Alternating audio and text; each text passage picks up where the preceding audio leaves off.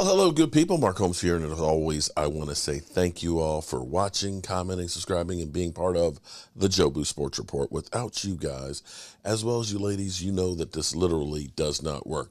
All right, right now we are knee-deep in the Odell Beckham Jr. situation. That's not where we are here with this one. We've already talked about everything that has transpired thus far this morning. Seems like Jerry Jones is throwing some cold water on the situation right now, that it doesn't sound like a signing is intimate. As you know, Odell was kind of saying he hopes to have a signing by Wednesday. What he hopes for, which we also hear is $20 million, may not be a reality. The fact that he was in New York, didn't get an offer there that we know of, or Buffalo. And now hearing Jerry Jones basically questioning whether or not he's going to be ready to play, or where he is medically, especially without him doing a workout, sounds like he's not ready.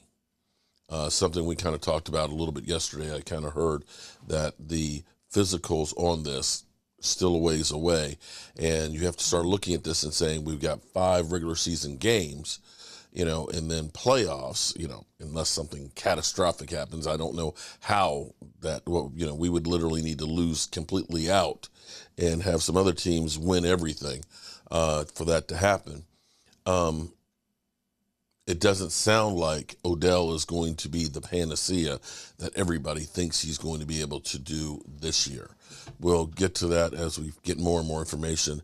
He is going to be meeting with the Cowboys and everything else. But it sounds like the Cowboys are trying to put pressure on him to show that he can perform and do a workout. He's supposed to be meeting, of course, and hanging out with Dak Prescott today and so on, and we'll see where all that goes. But something that's been kind of lost, and I remember the start of the game against the Colts, and DMV saying, Tony Pollard is starting the game, and didn't really think much about it at the time, but that's the first time that Zeke Elliott has been healthy and has not started the game. And so there's a blip on the radar, and the question of being, what happened?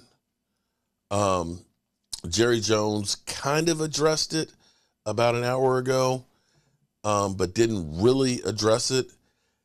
What he said is, it really is something I shouldn't be talking about, frankly. It's a coaching internal thing, and let them do their deal. So something happened with Zeke and the coaches. They decided, you're not going to start. Let Tony Pollard, which is kind of like one of those things where you're a football player, you always want to start. It doesn't matter, if you only play 5 plays, you want to be the guy that's out there, the first one.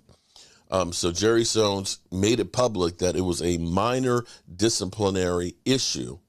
It's so minor that it wasn't worth bringing up, but it was major enough to make him not start the game.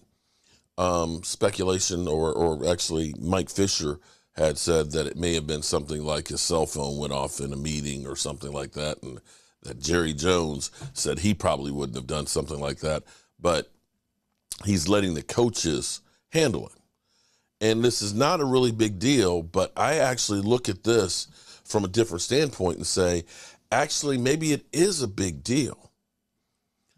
Big deal that Mike McCarthy and the coaching staff have the latitude to be able to make decisions on the players for discipline as opposed to Jerry Jones.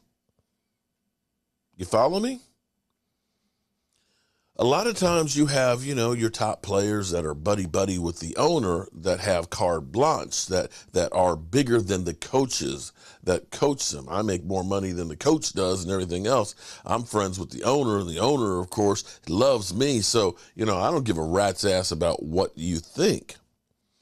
And so this is huge, because if you're, not Zeke Elliott, if you are 3rd or 4th string running back or somebody down the line, and you look up and say, damn, they did that to Zeke? That Zeke has to be responsible for his actions? Shit, I better not do something wrong, because they'll cut my ass. And shout out to my man Lincoln Coleman. I talked to him a little bit last night. I'm going to be talking to him a little bit more, and I'm hoping to be able to do more stuff with Lincoln Coleman. If you were here during our Sunday live stream, he was on here for about an hour and a half, and gave you a little taste of the difference of football now and the football playing, or what they went through back in the 90s. Because Jerry Jones, let's make sure we understand, Jerry Jones took care of the financial part of the Cowboys. The Cowboys were in dire straits. $2 million a month they were losing when he bought the place. Jimmy Johnson took care of finding the players and coaching the players and which players to get rid of and so on. Had full latitude on everything with them. And you'll remember famously with the kicker who wasn't able to run the sprints and stuff, who was supposedly asthmatic, and he said, take your asthmatic ass over on the other field, and proceeded to cut him.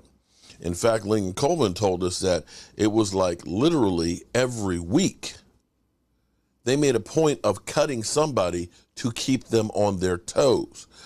I allow them to have fun, do their thing, be their own personality, but they're going to be responsible for the things that they do on the field. And for Lincoln Coleman, running back behind Zeke Elliott, Emmitt Smith, in a game, he told the story that he fumbled the football. And he said when he came on the sidelines, Jimmy Johnson grabbed him by the face mask and pulled him on over and said, if you fumble again, I'm going to cut your ass. He said it put the fear into him. And he went back out there and he fumbled. And he said he was in the locker room crying because he knew his ass was going to get cut, but that it was Michael Irvin who went to bat for him to make sure that he didn't. And see, that was a coach who held players accountable for their actions on what they did on the field and kept them on their toes. If you're telling me, this is the best news I've heard, if you're telling me that Mike McCarthy had the latitude to say, Zeke Elliott, for the first time in your career, because you did something wrong, you are not starting. That's different than what Jerry Jones has been doing.